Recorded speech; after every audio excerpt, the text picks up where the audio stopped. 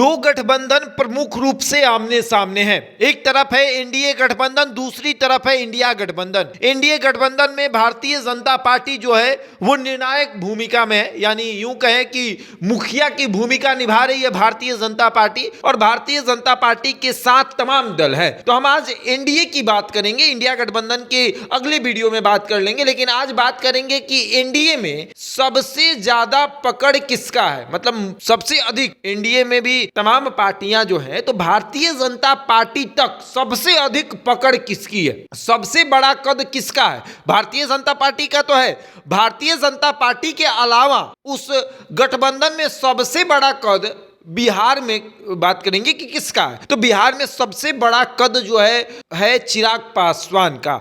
NDA में सबसे बड़े कद वाले नेता चिराग पासवान है। हालांकि सांसद अकेले ही हैं, लेकिन कद बड़ा है, चाचा से भी बड़ा कद है। चाचा के पास सांसद अधिक है, 5 सांसद हैं। हालांकि बीना देवी जो है वो छटक गई हैं, तो 4 सांसद बचे और चिराग पासवान के पास 2 सांसद तो है। 4 सांसद होने के बाद भी वो दूसरे नंबर पर आते हैं। चिराग का कद पशुपति पारस से ज्यादा बड़ा है, और ज्यादा बड़ा कैसे है ये समझिए। आपको याद होगा कि एनडीए की जो बैठक हुई थी उसमें चिराग पासवान को पीछे से खींचकर नरेंद्र मोदी ने गले लगाया था। वो एक तरीके का संकेत था, वो संकेत था इस बात का कि चिराग पासवान का मेरे दिल में आज भी उतना ही सम्मान है जितना पहले हुआ करता था। हालांकि चिराग पासवान 2020 में अकेले होकर चुनाव लड़े थे, लेकिन फिर भी भारतीय जनता पार्टी ने चिराग को अपने दिल में जगह दी, नरेंद्र मोदी ने अपने दिल में जगह दी। उसके बाद तमाम जो चुनाव हुए वहां पर चिराग पासवान का जिक्र करना एक तरीके का संकेत था कि चिराग का कद तमाम एनडीए गठबंधन में मौजूद पार्टियों से ज्यादा बड़ा है। और चिराग का कद अब दिख रहा है कि वाकई में भारतीय जनता पार्टी के अलावा अगर एनडीए में सबसे बड़ा कद किसी का है तो वो चिराग पासवान का है। दूसरे नंबर पर आते हैं पशुपति पारस। पशुपति पारस का कद दूसरे नंबर पर इसलिए भी कि वो 1 नंबर पर तो हो नहीं सकते हैं और 2 से नीचे जा नहीं सकते, वो 3 नहीं हो सकते, वो 2 हो सकते हैं। एक तो चिराग पासवान ने ले ही लिया, एक जो है वो चिराग पासवान का। दूसरा नंबर पशुपति पारस का है क्योंकि उनके पास सांसदों की संख्या जो है एनडीए में भाजपा के अलावा उनके पास अधिक है, लगभग 4 सांसद उनके पास है।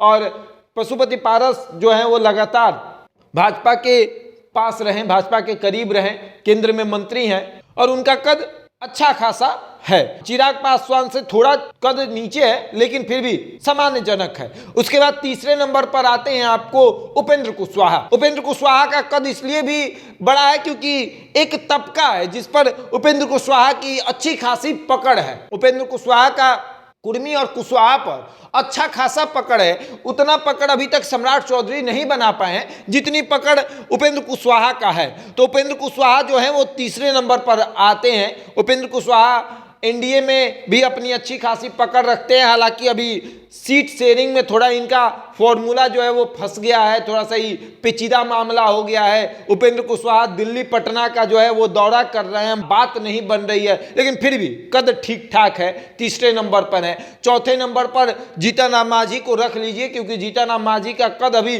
भारतीय जनता पार्टी की नज़र में उतना बड़ा नहीं है। भारतीय जनता पार्टी समझ रही है कि जीतन राम मांझी कभी भी कहीं जा सकते हैं। वो कल तक नीतीश कुमार के साथ थे, जब नीतीश कुमार एनडीए से अलग हुए तो जीतन राम मांझी भी नीतीश कुमार के साथ अलग हो गए और अब नीतीश कुमार को छोड़कर वो आए हैं। वो 2020 के चुनाव में देखा जाए तो वो मुकेश सहनी और जीतन राम मांझी जो थे वो महागठबंधन में थे, लेकिन जैसे ही सीट शेयरिंग का फॉर्मूला गड़बड़ाया वो दौड़े दौड़े भागे भागे एनडीए में आ गए। तो जीतन राम मांझी पर भारतीय जनता पार्टी को उतना विश्वास नहीं है, लेकिन फिर भी भारतीय जनता पार्टी उनको अपने साथ रखती है क्योंकि दलित और महादलित वोट जो साधना है, चिराग पासवान तो लाएंगे ही लाएंगे।